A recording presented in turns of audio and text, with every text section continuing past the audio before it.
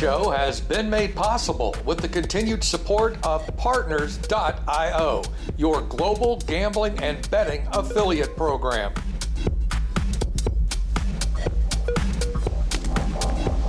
Well, hello friends, J-Todd here, out of the darkness, into the light. Got myself a new stick, not as big as last week, but you know, it'll have to do. You know, we got another week of headlines affecting webmasters and everyone involved in the online gambling industry. And as usual, the United Kingdom and the Gambling Commission are front and center. But I'd like to start with a question for all my friends out there. How many of you have heard that drinking red wine is good for your heart? I'm sure many of us have, but here's something interesting. Originally, the idea that red wine was heart healthy came from a study where participants with a healthy heart said that they drank more red wine more frequently than those with, you know, unhealthy hearts. So, if you're conducting a study and looking for some results to publish, or perhaps you're a red wine distributor, well, now you have data to support the idea that red wine is good for your heart. But hold on a damn minute. Some doctors chimed in that this may not be the case at all. Perhaps, they wondered, could it simply be that people who can afford to buy red wine on a regular basis can also afford better insurance and medical care? You know, that makes just as much sense as the other explanation, depending on the results you want to achieve. With that said, enter the UK Gambling Commission and yet another survey claiming that 34% of participants said that gambling adverts prompted them to spend their money betting.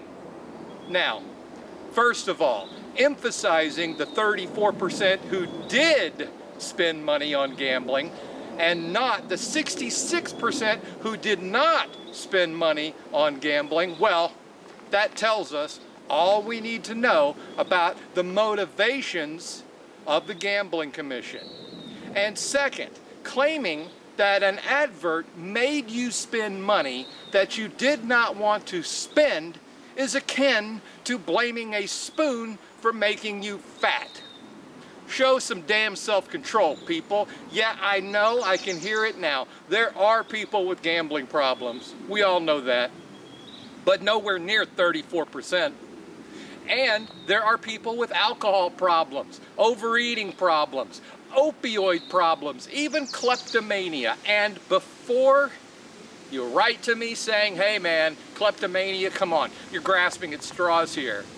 True kleptomania affects about 0.5% of the general population. That's the exact same rate as true problem gambling in the United Kingdom. So, with that in mind, do we stop showing adverts for retail stores because it might encourage people to steal? Well, that's ridiculous. Yet, here we are. And if advertising can force people to spend money that they don't want to spend otherwise, all ads should be suspended. Every single ad on TV, radio, and the internet. And if adverts were actually powerful enough to prompt human behavior, oh my friends, I would drink more beer, eat more pizza, and wear tampons. Which I don't, as far as you know.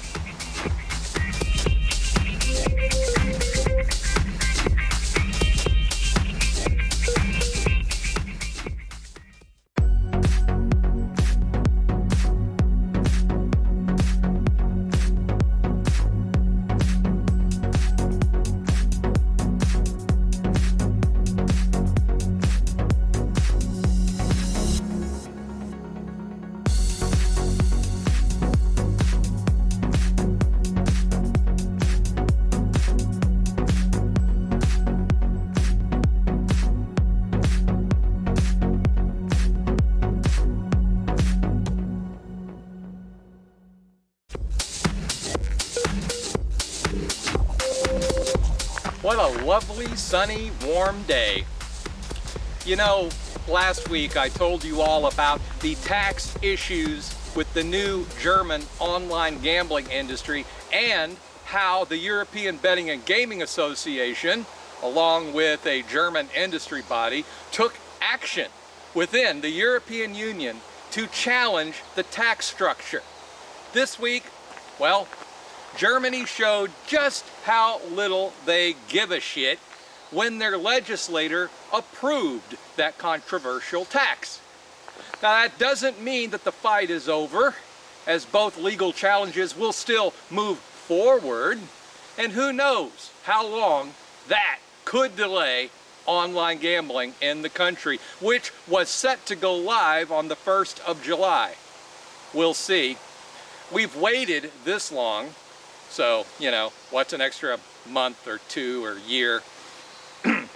And speaking of the EBGA, they are pushing to reestablish the EU Expert Group on Gambling, which was dissolved back in 2018. And they're not alone. In fact, 14 member states within the EU have contacted the European Commission requesting the group be put back together.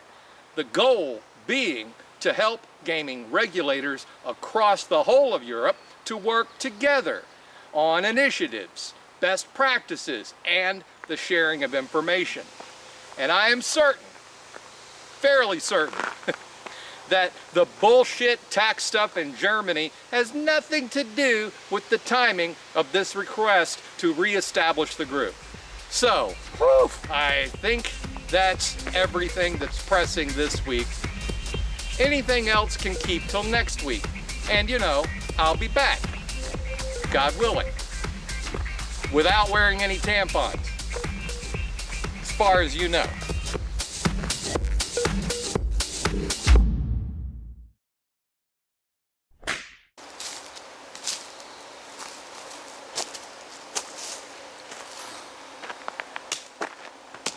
Well, damn it. You know it's going to be a bad shoot when you screw up the very first thing that you want to do. Do it again.